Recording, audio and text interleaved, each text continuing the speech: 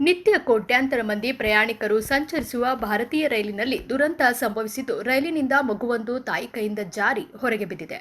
ಹೌದು ವೀಕ್ಷಕರೇ, ಪಶ್ಚಿಮ ಬಂಗಾಳದ ಜುರ್ಮೈಗಿರಿ ರಾಮನಗರ ಮಾರ್ಗದಲ್ಲಿ ಈ ದುರಂತ ಸಂಭವಿಸಿದ್ದು, ಮಗು ರೈಲಿನಿಂದ ಕೆಳಗೆ ಬೀಳುತ್ತಲೇ ತಾಯಿ ಆಘಾತಗೊಂಡು ಕಿರಿಚಿಕೊಂಡಿದ್ದಾರೆ. ಈ ವೇಳೆ ಸಹ ಪ್ರಯಾಣಿಕರು ರೈಲಿನ ತುರ್ತು ಚೈನ್ ಎಳೆದಿದ್ದಾರೆ. ಆದರೆ ರೈಲು ನಿಂತಿಲ್ಲ. ಬಳಿಕ ಅಲ್ಲಿಯೇ ಇದ್ದ ಇತರೆ ಬೋಗಿಗಳ ಪ್ರಯಾಣಿಕರು ಕೂಡ ಚೈನ್ ಎಳೆದಿದ್ದಾರೆ. ಆದರೂ ರೈಲು ನಿಂತಿಲ್ಲ.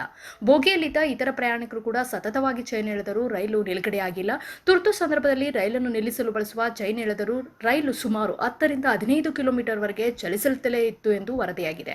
ಈ ವೇಳೆ ಬೇರೆ ದಾರಿ ಇಲ್ಲದೆ ಸ್ಥಳದಲ್ಲಿದ್ದ ಯುವಕನೊಬ್ಬ ಪೊಲೀಸ್ ಮತ್ತು ಆರ್ಪಿಎಫ್ಗೆ ಕರೆ ಮಾಡಿದರೂ ತಕ್ಷಣದ ಸ್ಪಂದನೆ ಸಿಗಲಿಲ್ಲ. ರೈಲ್ವೆ ಅಧಿಕಾರಿಗಳು ಅಥವಾ ಟಿಟಿಇ ಕಡೆಯಿಂದಲೂ ಯಾವುದೇ ಸಹಾಯ ಸಿಗಲಿಲ್ಲ. ಹೀಗಾಗಿ ಪ್ರಯಾಣಿಕರ ಸಂಯಮದ ಕಟ್ಟೆ ಹೊಡೆಯಿತು. ರೈಲ್ವೆ ಇಲಾಖೆ ವಿರುದ್ಧ ಪ್ರಯಾಣಿಕರು ಆಕ್ರೋಶ ವ್ಯಕ್ತಪಡಿಸಿದ್ದಾರೆ. ಭೀಮಾದ ನ್ಯೂಸ್, ಕೋಲ್ಕತಾ.